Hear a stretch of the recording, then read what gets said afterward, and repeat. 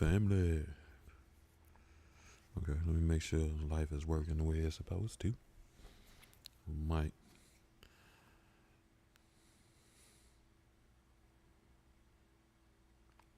We're going to give a birthday shout out to one of the Soul family.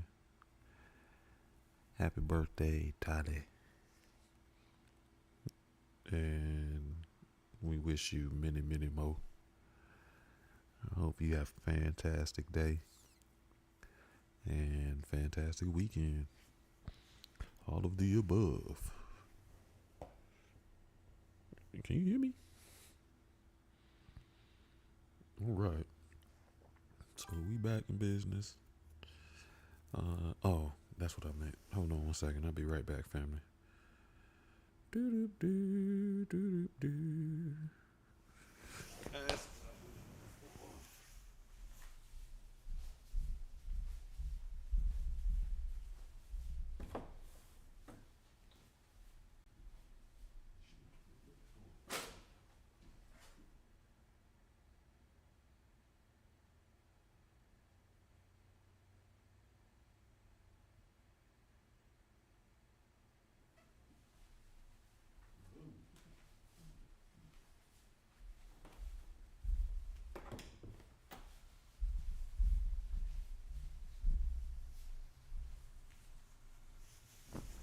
All right, we back.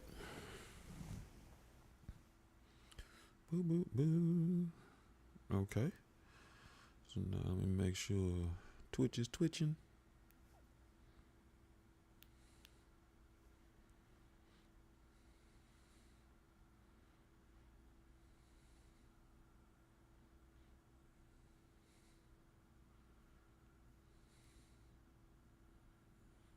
All right. Yeah, we good. Sound and everything. So glad to be back with you for another episode of Soul Swami Live. This is Thursday Night Book Club. We will be continuing our reading of Changeling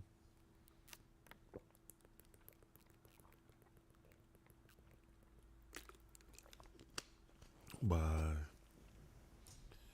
Victor Lavalle. Whew. This is your first time here. This is a channel that's all for evolution, healing, growing. What? Continuing. Jing. Twitch. We speak English. American over here. Okay, I take the hearts over the continuing. Jing. But anyway, this is Soul Swami Live, where we discuss, on our channels, we discuss healing and evolution in all forms. This is Thursday Night Book Club in an effort to allow us the space to be able to reconnect with that child energy in us by allowing someone to read to us, and that's what the purpose of this show is. Generally, you missed the birthday shout out, so next time you see Toddy, you gotta tell her happy birthday because her birthday today. So now that means by default, you connected to another Pisces. Okay? You hear me? You just surrounded by Pisces. We're not done. Ali birthday this weekend. It's the first. Yep. Yeah. So we got our homeboy Ali birthday this weekend. So gotta make sure I show him some love. Nah, you can't get sick of us if that's so many of us. You know what I mean? So hate to tell you, hate to be the bearer of great news, but you a Pisces magnet. And Pisces, we like to bring more Pisces where we come. But at least I give Ali a pass. Most of the February Pisces be alright. Ali on March 1st, so that sucks for him. And then my wife, my best friend's husband, not my husband, not my wife, my best friend's husband is a Pisces, so I give him a March pass too. But I did meet one February Pisces that was totally off her rocker. Yeah, for real. I know that's right. So, but we're gonna give her a pass too. But generally, at the beginning of every show, we do a little bit of energy work, and this week we are continuing with that root work. And it is root. Man, everything's so red I can't see. The root is the energy space for your survival, your sense of survival, your sense of stability, your sense of, security, safety, and grounding. That's your connecting and feeling stable and all those good things. If you are into color therapy or light therapy, the color for your root is red. So spend some time in red, or eat some red, drink some red, wear some red, all those things. If you feel like you need some grounding or some calming, some stabilizing energy, the element for your root is earth. So spend some time intertwine them with the earth. You know what I mean? Walk around barefoot in some grass, hug a tree, play with your plants, do something that allows you to interact with the earth. If you are into essential oils or aromatherapy, you want to think frankincense and myrrh, patchouli and black pepper. One day I'm going to stop laughing at frankincense and myrrh. But whenever I say that, I'm sorry, I can't help but think about Half Baked, because that's the company he worked for, frankincense and myrrh. And it trips me out, because every time I think about that, the next thing I think, right near the beach, boy, when he was trying to pretend like he was Jamaican, but he did a terrible job. That, and I want to talk to Samson, fly me to the moon. Because it's hard being black and gifted. Sometimes I just want to lay it all down and get lifted. Sir smokes a lot. Pops in my mind. So one day I'm going to stop laughing at frankincense and myrrh, but not today. But again, if you're in the sense of essential oils or aromatherapy, frankincense, myrrh, patchouli, black pepper. If you are into stones and gemstones, crystals and gemstones, you want to think red jasper, garnet, bloodstone, black obsidian are all good for your root. And not this weekend, good. Next weekend, there will be a stone show somewhere close to me. I might try to make it. Depends. If I have the availability, we like to be there. The next thing we do during our energy work is we do a little sound therapy. So I'm going to play the bowl for a little bit, and then we will do some breath work.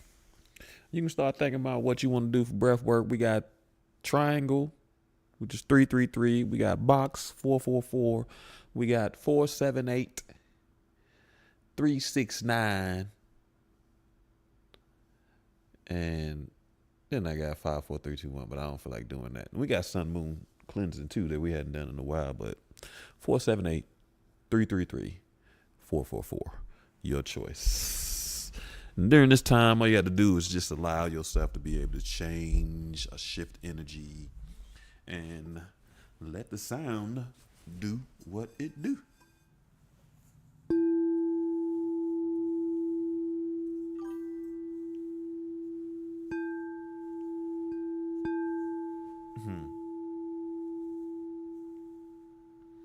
I agree. That's what I was feeling like too. So 333.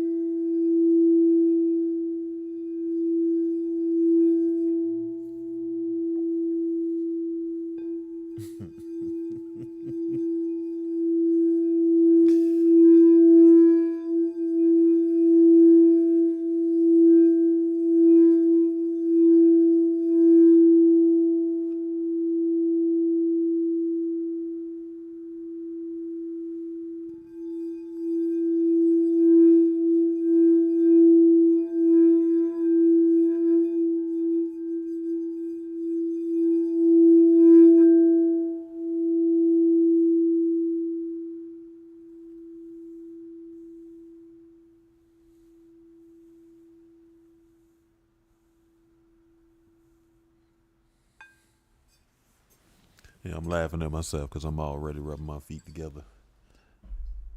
And Toddy was trying to clown me about that.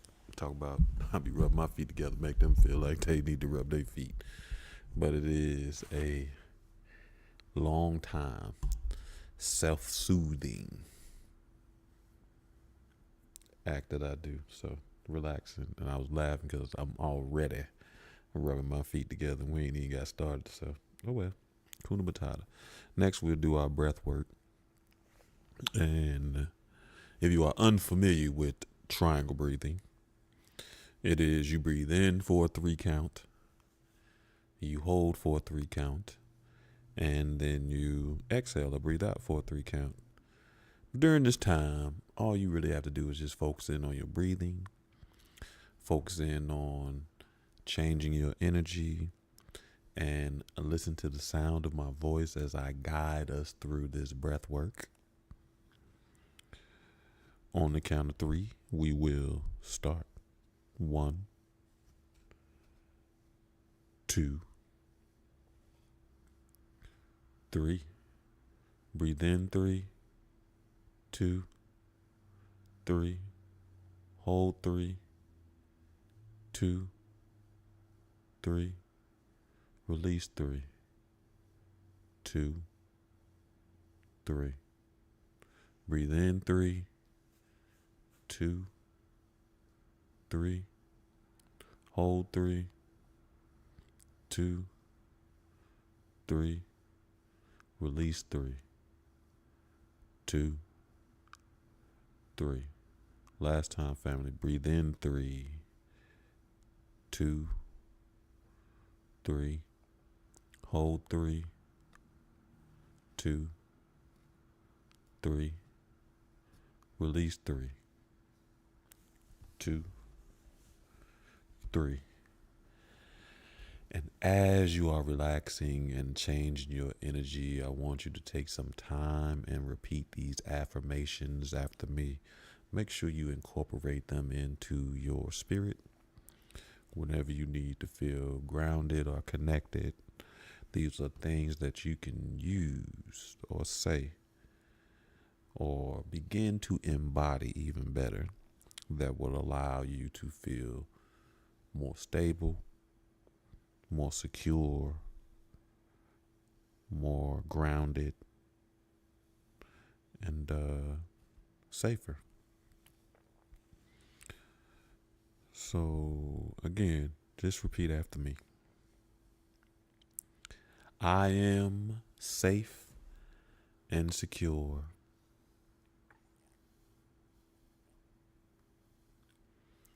I am grounded and centered. What is that?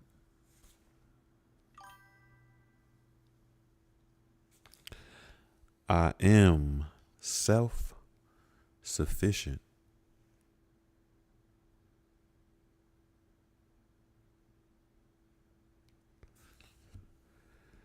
I am financially secure. And I love being in my body. Boop, boop, boop, boop, boop, boop. You know,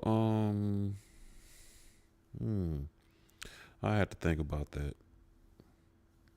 But I might need to, I don't know what I'd do with it. I might need to, Ali wanted me to make some beats. So we say affirmations over it. So I might do that. I don't know. I don't know how to get no affirmation mixtape going. Now you know I'm already on the mixtape site from my reading. So, but yeah, I have to think about some way to be able to do that. I don't know. I don't know. I know. And if you was curious, this is your weekly reminder that you too can purchase the 7 Spaces of Healing.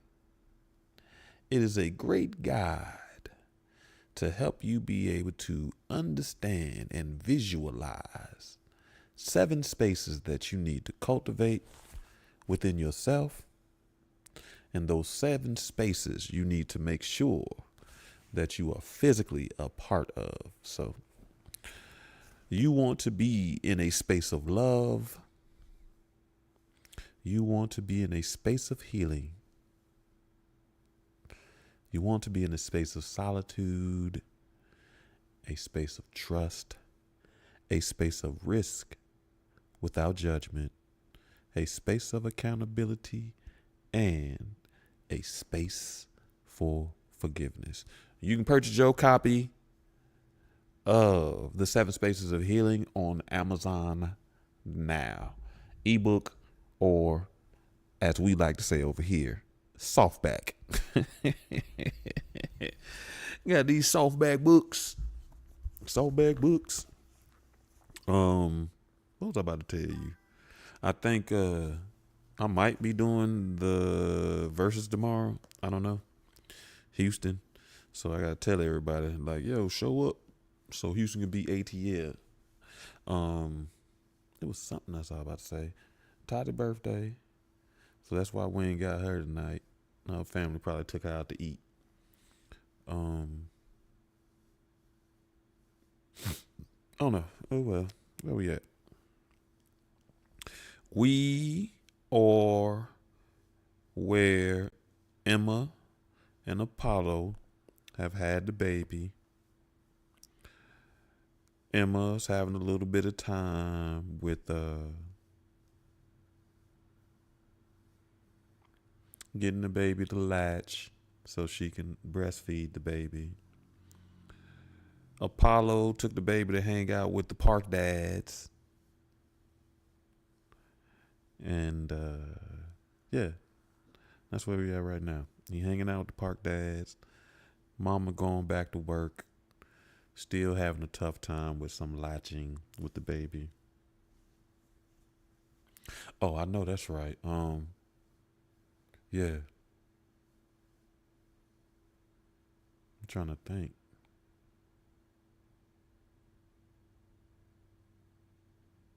We gotta check on another of our soul family too.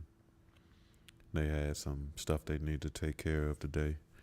But it's not anything that I'm gonna say on what's his name.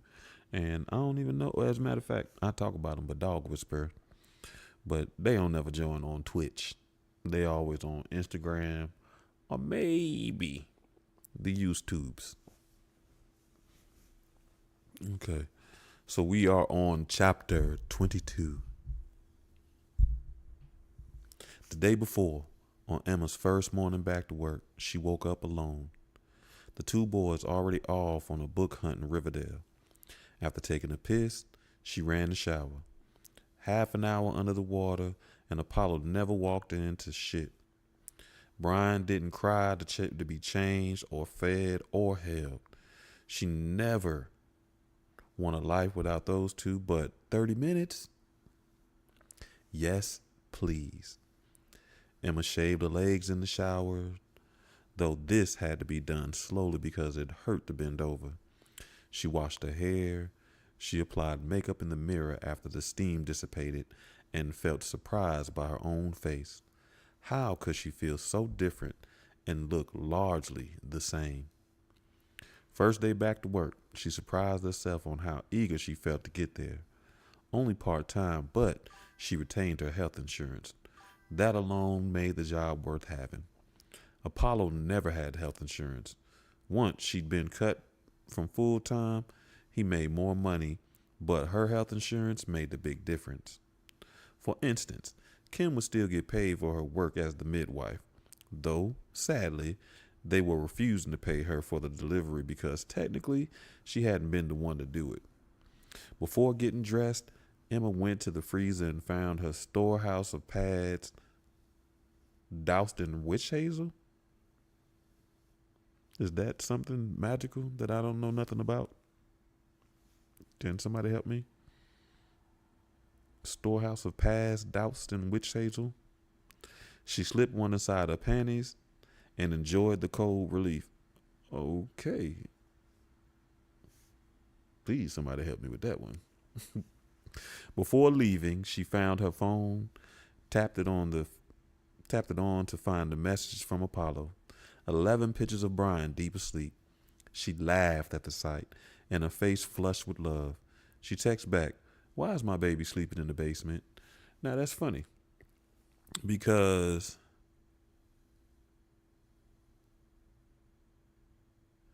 she was a little more upset when she got the pictures of the baby on the ground. And in the TV show, Apollo is not the one that's sending her the pictures. Then she left work.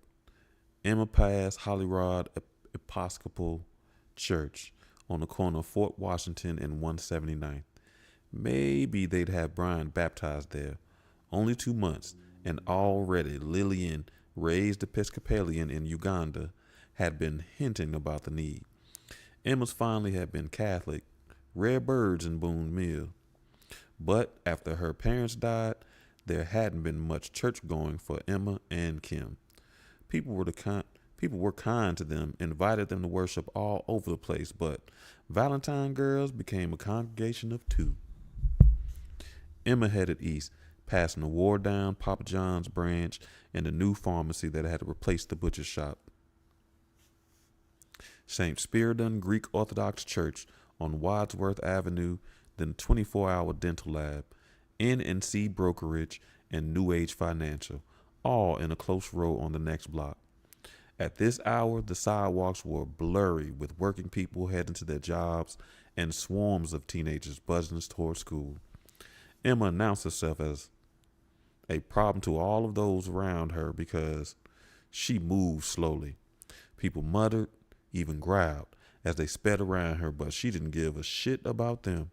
Worse was the growing pain she felt the further she moved from her apartment. A strange sort of swelling filled her chest and throat. She missed her son.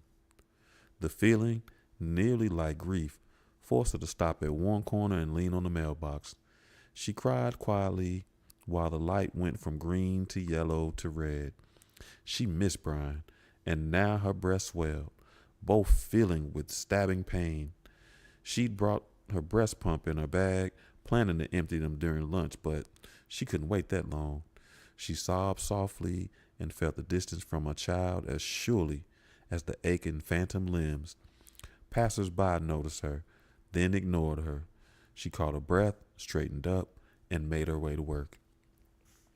The 3-story limestone building, built in 1914, had been funded by Andrew Carnegie, and a list of former locals it once served include Marion Moore, Mariah Callis, Ralph Ellison, and Lou Gehrig.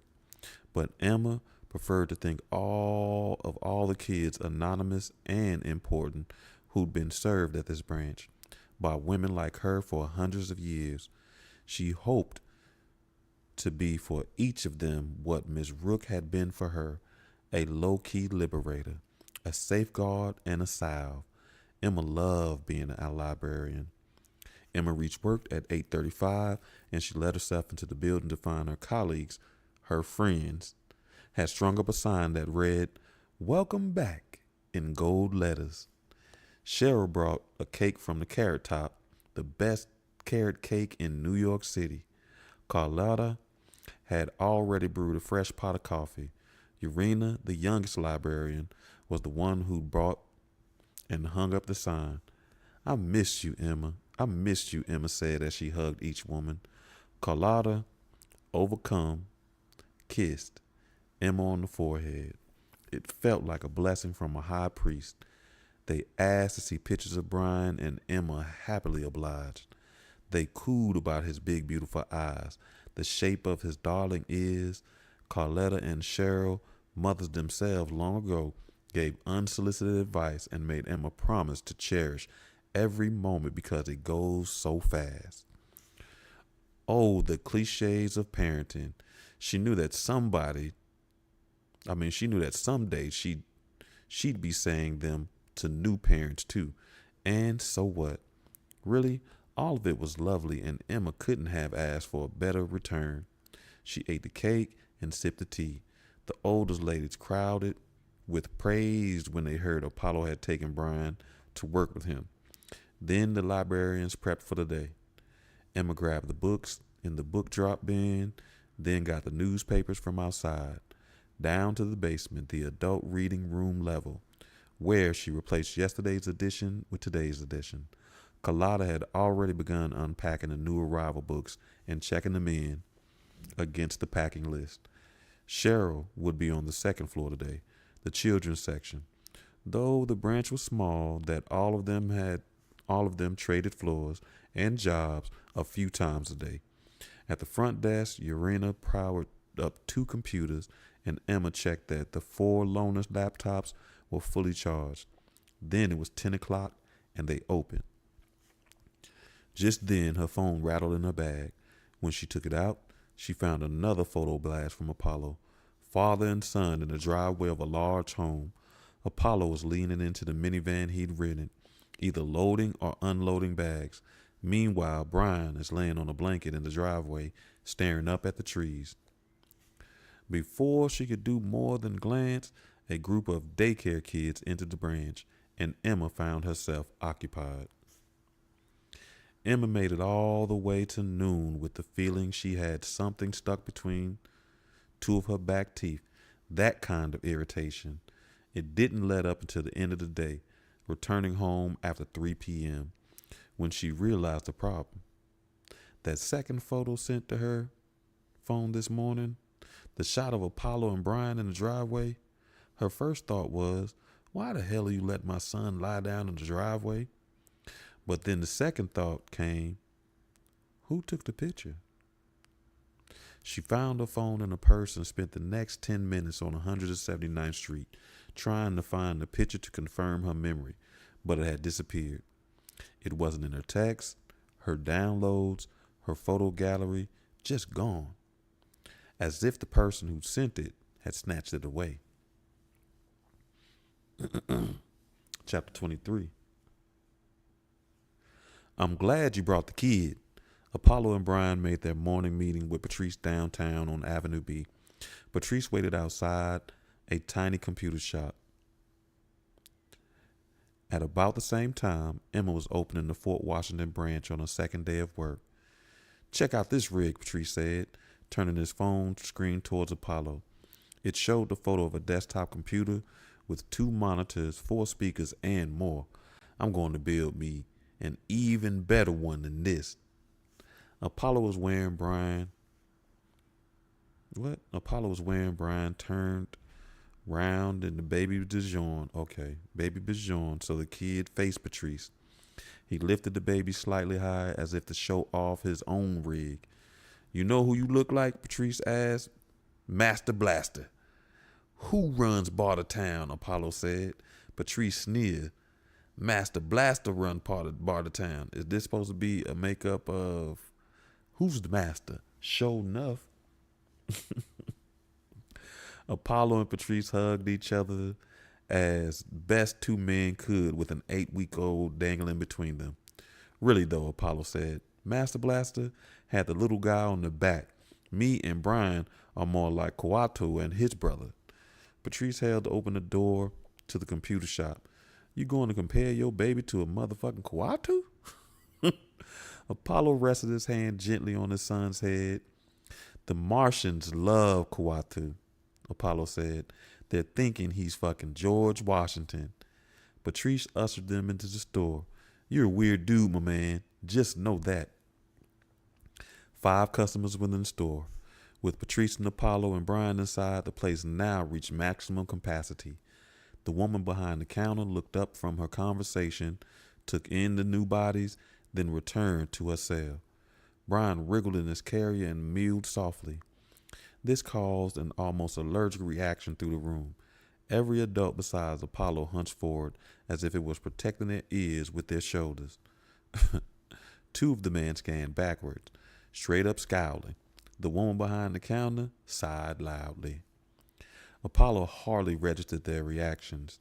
He made himself busy getting his bag off of his back, sitting it down, then unstrapping Brian. He went down on a knee, undid Brian onesie.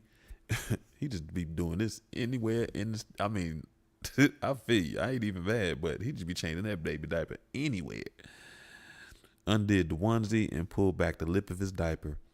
Brian kicked both legs out and meowed louder. Soiled.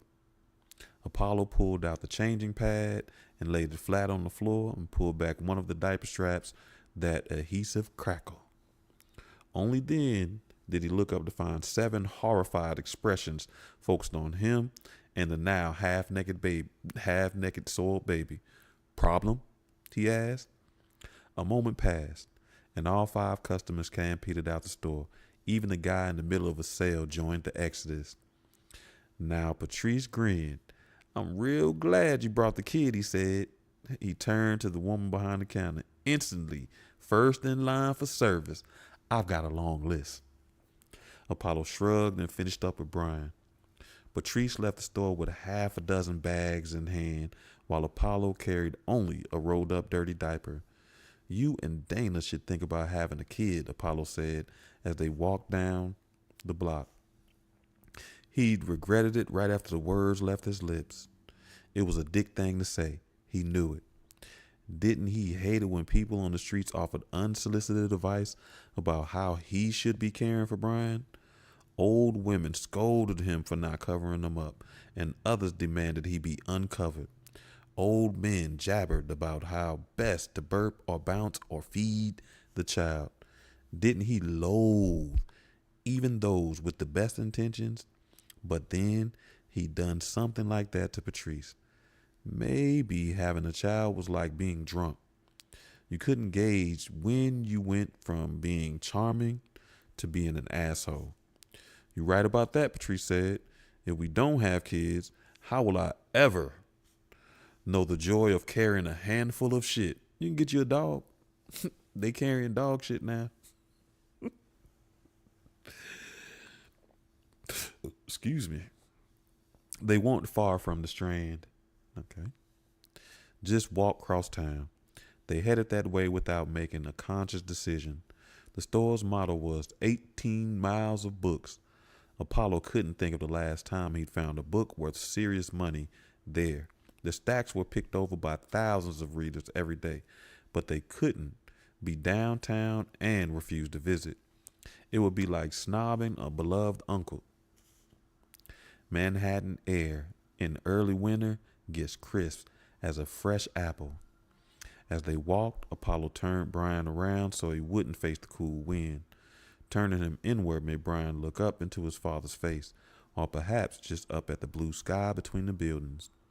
The boy puckered his lips, and his tiny nostrils flared as Apollo and Patrice walked quietly to the Strand.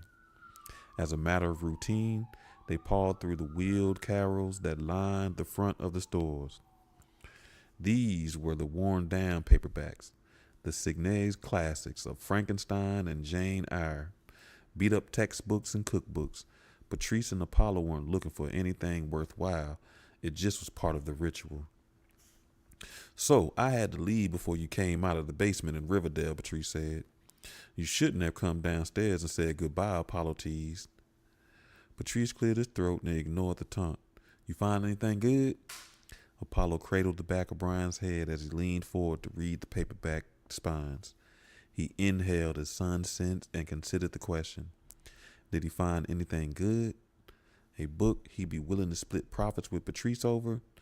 Brian rubbed his head against the small patch of his father's skin he could reach. Did he find anything good? Nope, Apollo said. Nothing good. it was a bust. Which in the show later on, he wound up trying to give him that book, which is wild. 24. Apollo and Brian returned home in the late afternoon but found the apartment as dark as nighttime.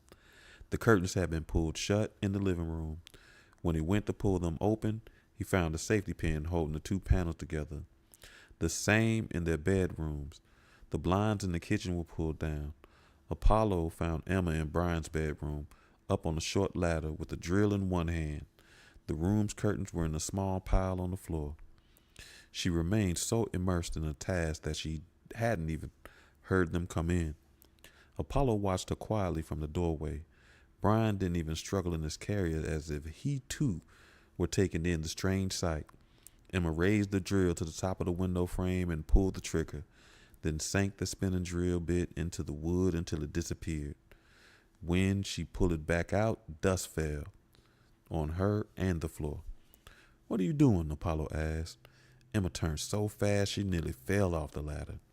She brought the drill out like a pistol and pointed it straight at him. "How was work?" he said. "Blackout curtains," Emma said, then turned back to the window frame and drilled the second hole. The noise finally made Brian stir. He hadn't been sleeping, but at least he'd been calm. "I thought we weren't going to start sleep training yet," Apollo said. Emma came down from the ladder and set the drill on the floor. She took something out of a box that had been hidden under the piled curtains. She climbed back up on the ladder, pulled out a screwdriver from her pocket, and installed the black curtains frames. "We're not starting that yet," she said as she worked. "Then why are you putting those up?" he asked. "And why are all the windows covered up?" "I found a good message board for Mom," she said. Oh yeah, this didn't happen in the TV show at all. She ain't tell him none of this. "I found a good message board for Moms. She said they told me these were the best blackout curtains around. How much did they cost?" Emma didn't answer him. She finished and came back down the ladder.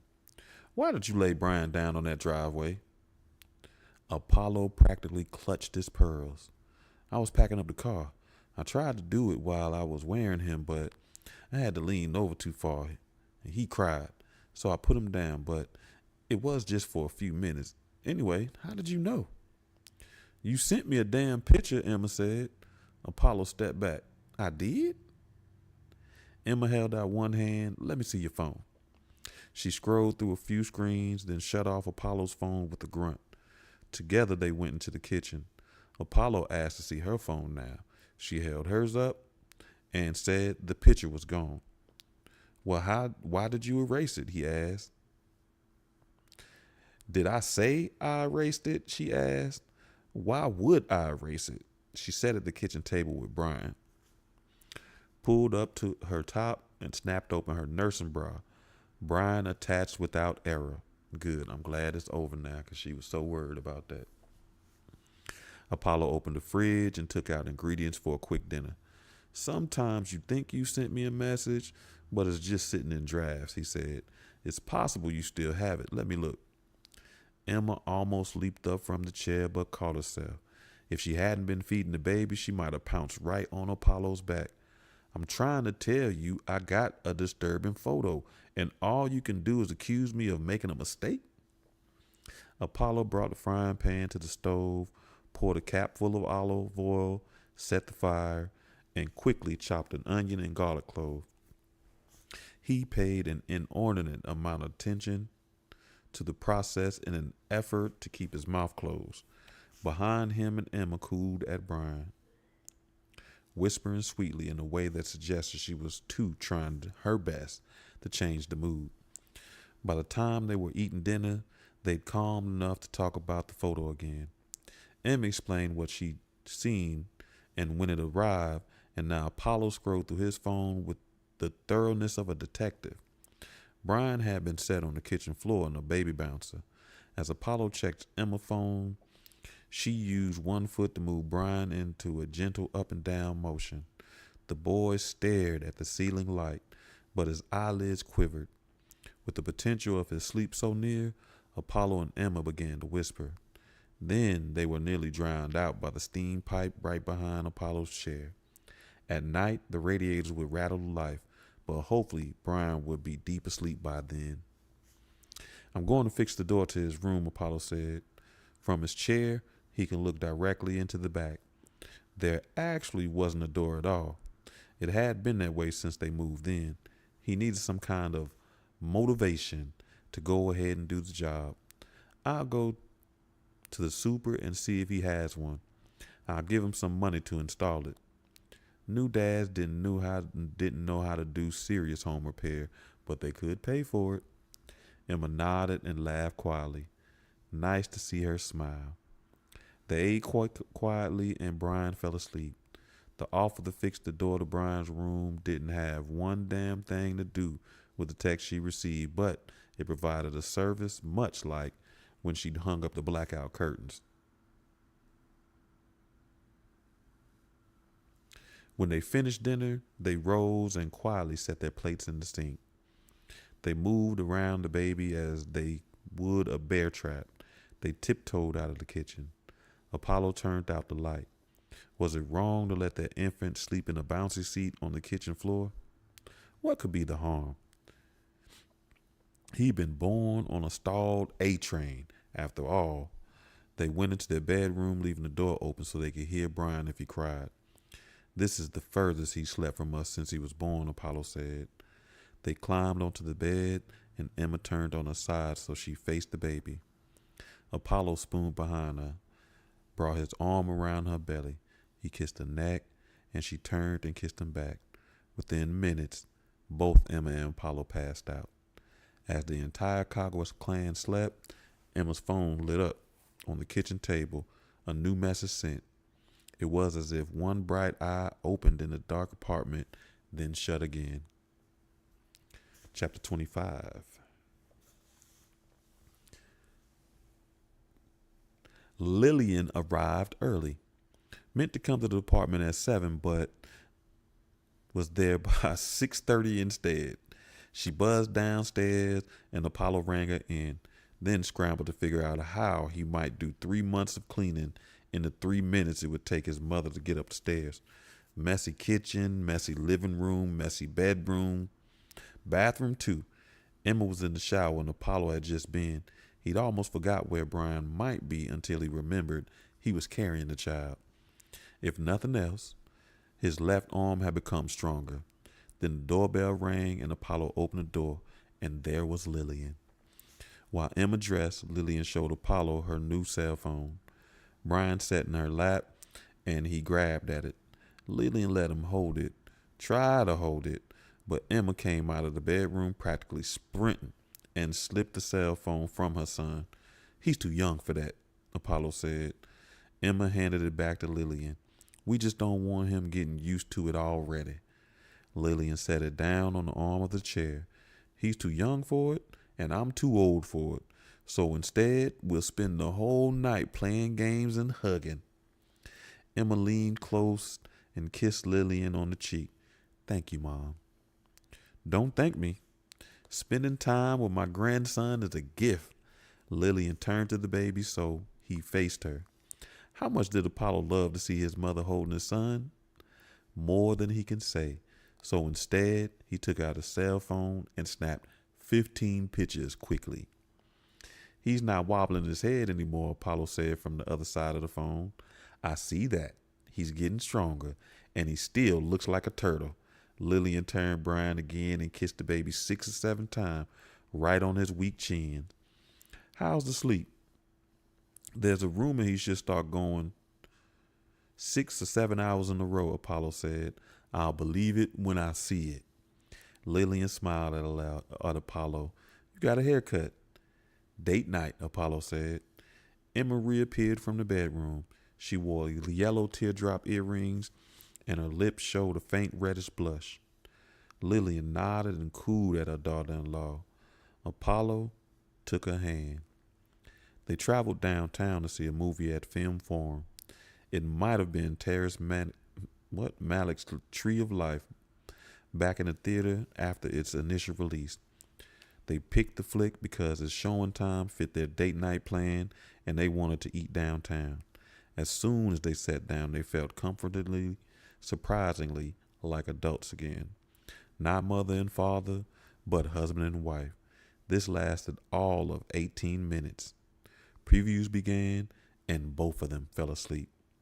When they woke up about an hour into the film, Brad Pitt was being a mean father.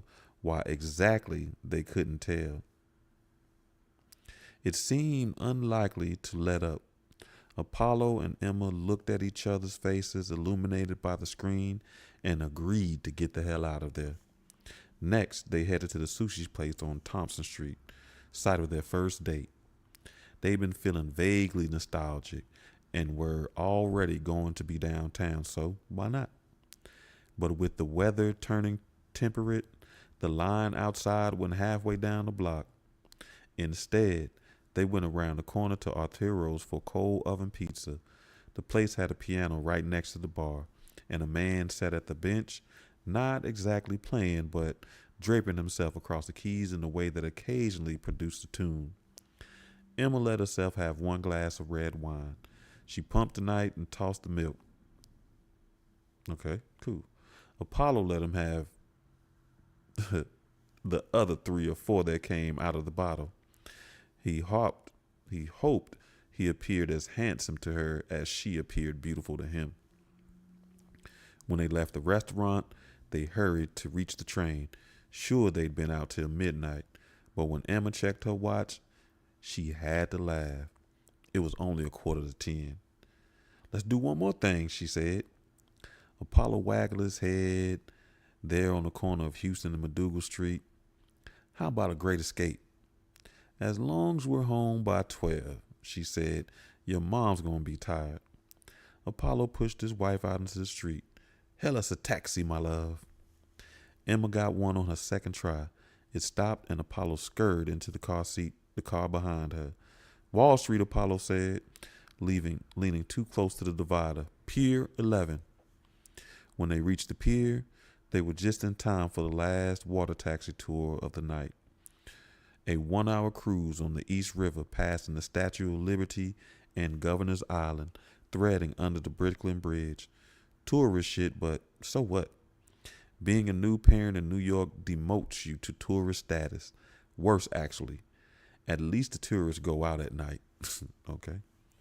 Though spring would soon turn into summer, the weather hadn't become truly warm, so most of the passengers huddled inside the main cabin the whole ride. Apollo and Emma stayed out there longer, leaning at the railing and tucked up against each other. "I'm glad we went out," Emma said quietly, watching the skyline of Manhattan. "Date night." She sounded as if she were practicing a phrase in a new language. Chapter 26. There was a man at the front door. Apollo heard him knocking from the living room. Apollo walked to the door as the knocking grew louder. He reached his hand in the air and turned all 3 locks of the apartment door. A man stood in the hallway. His face looked blue. He had no nose or mouth, only eyes. He pushed his way inside. The man knelt down in front of Apollo and pulled off his blue skin. Underneath it was his daddy's face. Apollo smiled and hugged him. What? Okay, cool. Apollo smiled and hugged him. Apollo's daddy held him, and he heard the sound of crashing water. Apollo's daddy opened his mouth, and a white fog rolled up from his throat. It spilled out past his lips, and Apollo tried to turn away, but his father held him tight and made him watch. The apartment filled with a cloud of smoke, and the sound of rushing water grew louder and wilder. Apollo's daddy picked him up. Apollo's daddy walked him into the mist. Daddy said, "You're coming with me." Apollo woke up with a start. He expected to be back in his apartment in Queens, a boy again, but his wife and son was there in the bed with him. She breastfed the baby with her eyes half closed. Apollo turned his back to them and failed to fall back to sleep. Chapter 27. 6 months without much sleep is very different from 3 months without sleep. The mind gets swampy. The body goes sluggish and soft. Gears grind down. Kim knew all of this, but still felt caught by surprise when she arrived at Emma's place and found her sister looking so torn down. It was one thing in a client, but another in your sister. Kim had to ring the doorbell for what seemed like 10 minutes before one of the walking dead answered it. Emma? Kim asked in the doorway. She set down her medical bag and her purse. She stopped herself from embracing Emma, but couldn't say why.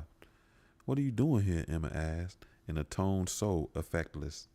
She sounded like someone muttering in her sleep. I've been calling and texting for a week, Kim said. 6-month checkup for you and Brian. Emma looked back into the apartment. Early morning, but the interior stayed so dark. Brian is with Apollo, she said, and I've got to go somewhere. That did it. Kim stopped being concerned midwife and once again became the older sister. You understand that these are medical guideposts. I have a job to do.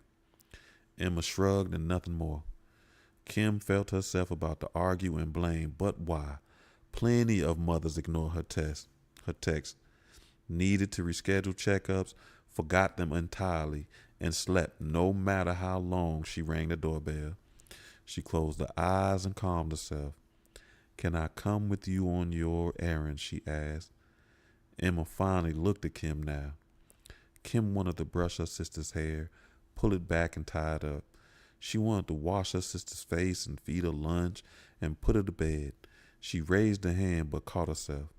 Emma had always had an asymmetry to her eyes, the right a little larger than the left, but somehow the discrepancy had grown more pronounced, or at least it seemed that way. Emma's right eye almost looked dilated. Kim left her medical bag inside the doorway, then waited as Emma locked the door. So, where are we going? Kim asked as they walked downstairs. If you're coming, then you'll see. This must be when they went and bought them bag of chains. They walked north along Fort Washington Avenue at mid-morning. The rush hour crowds had disappeared. The elderly and the parents of the very young were out in force. Emma improved outdoors. At least she swatted her hair out of her eyes, and in a few minutes she even spoke. I stopped checking my phone, she said. That's why I didn't realize you were coming. Stopped when? Maybe a month ago.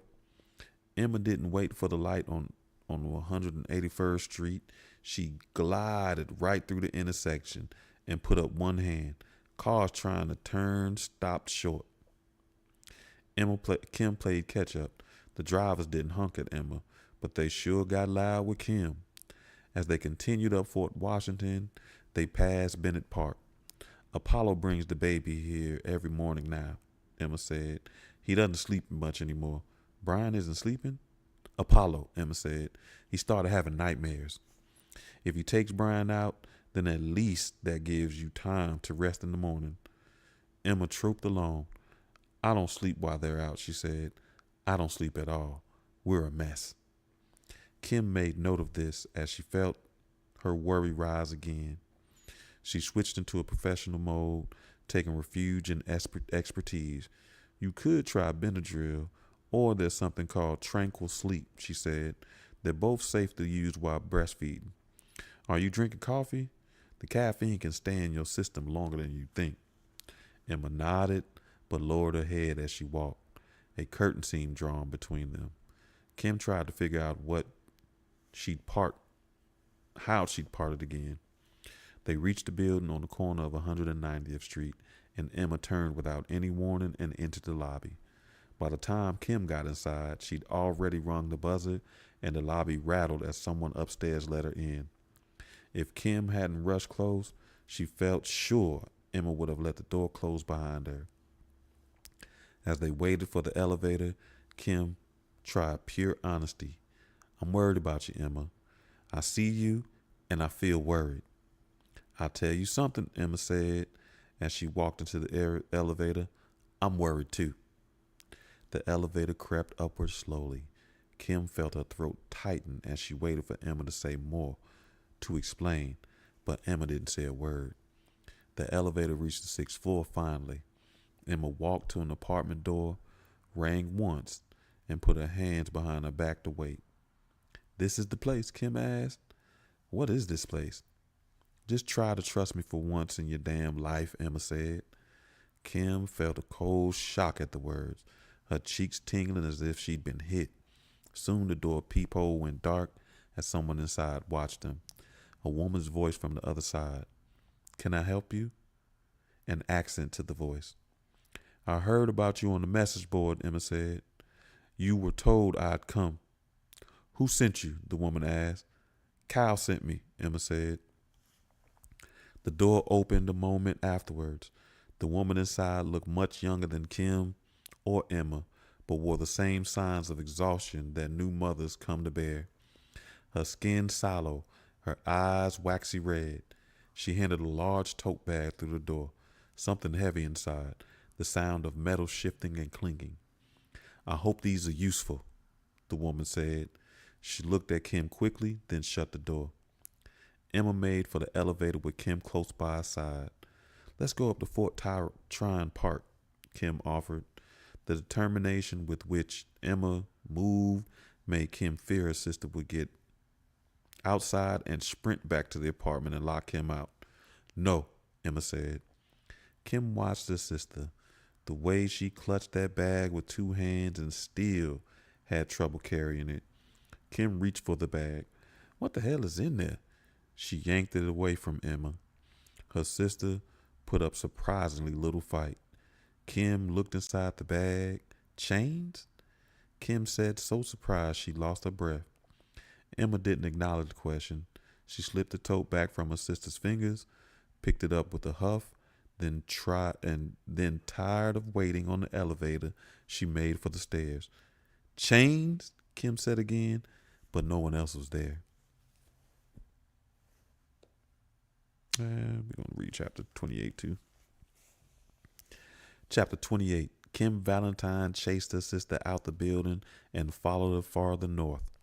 Not hard to find a 33-year-old woman hauling a tote bag full of chains, and she became even more conspicuous in a playground. Kim watched Emma slip into the Jacob Javits playground and considered calling Apollo. But what would she tell him? Your wife is acting strange? She loved her brother-in-law, but this would seem like betrayal. Since the parents died, no one had ever come between the two sisters. Not truly. And Kim wasn't about to break the tradition now.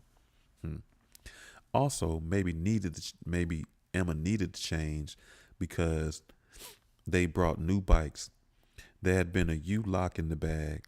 After all, Kim tried to get herself to believe this, but had a hard time feeling convinced.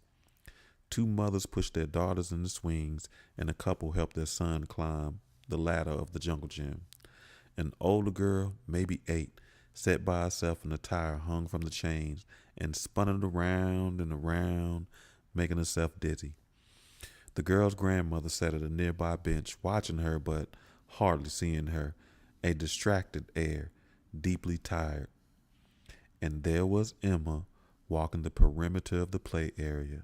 She moved quietly like a soldier on sentry duty, hefting the heavy bag alongside her. At times it slapped the ground, making the chains rattle. It sounded like an old Jacob Marley had come to hunt kids. Kim reached Emma and they moved together quietly.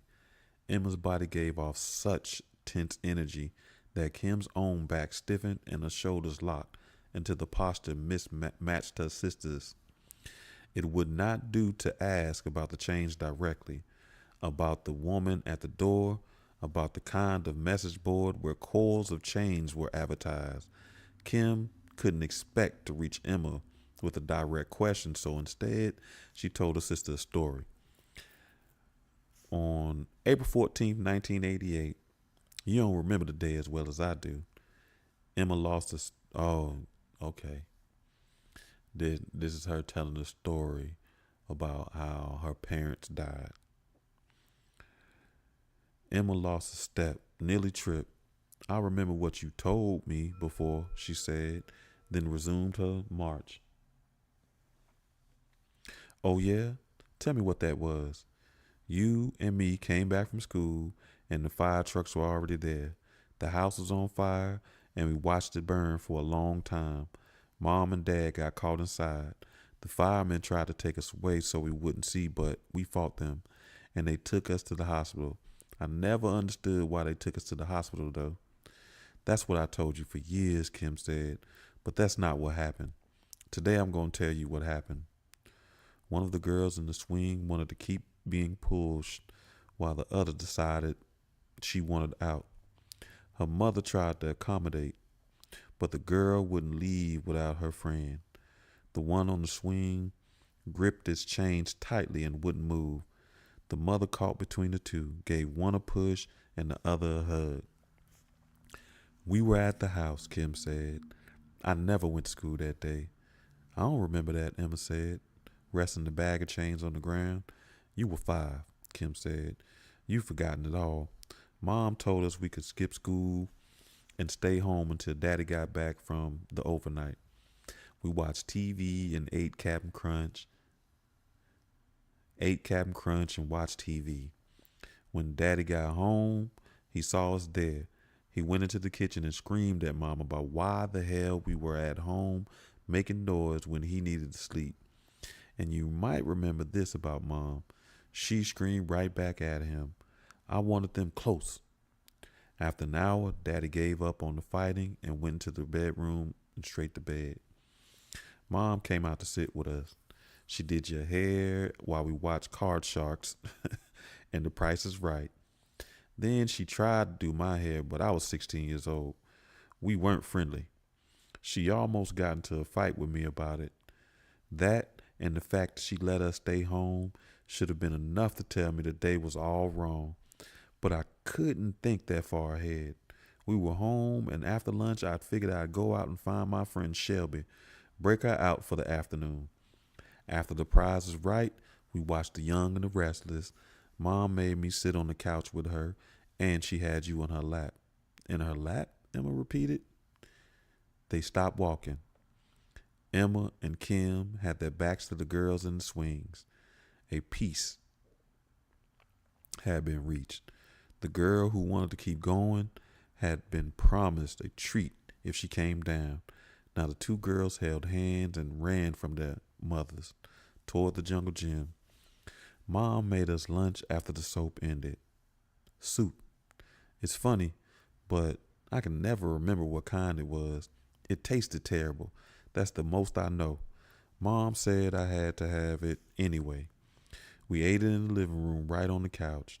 And that was the third strange thing about the day. We weren't even allowed to bring drink into the living room, and now we're slurping soup during Bold and the Beautiful? We sure watched a lot of television, Emma said. Yeah, Kim said.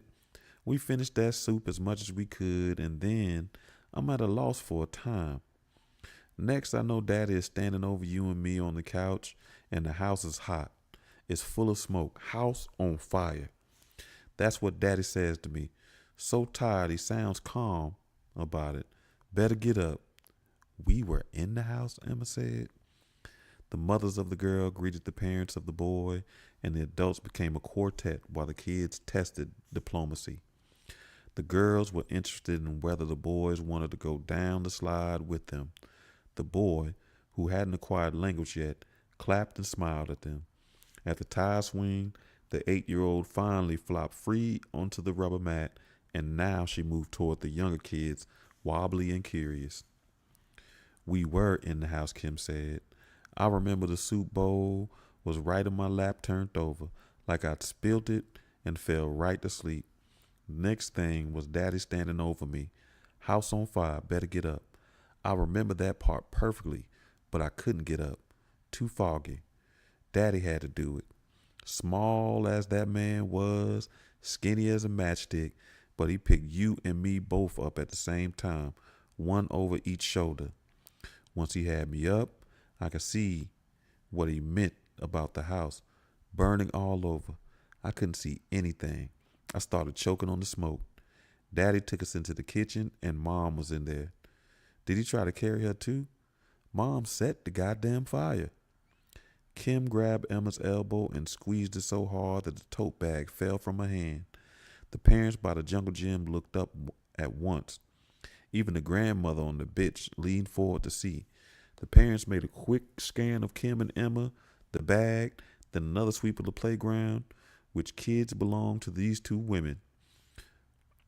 Why would these women be here without kids? Kim could see both questions occur to the three mothers and the dad. Two black women in kids' park. Were they nannies? Daddy brought us into the kitchen, Kim continued, and Mom was there at the kitchen table. She had a bowl of soup in front of her, half finished. She shouted at Daddy when he moved us toward the kitchen door with us. She grabbed you and pulled you off his shoulders, pulled you into her. She held you so tight I thought you were going to choke, but you were calm. That was wild. I started crying like a crazy woman, and you just sat there calm as could be. I understood now you must have been in shock. Daddy shouted at her. It was like they were just having the same fight as they did that morning, except now the house was on fire, and we were all fit to die. How do we get out? Emma whispered. Well, Daddy had me already. He yelled for Mom to let you go. I started bugging too, but I doubt I made any sense at all.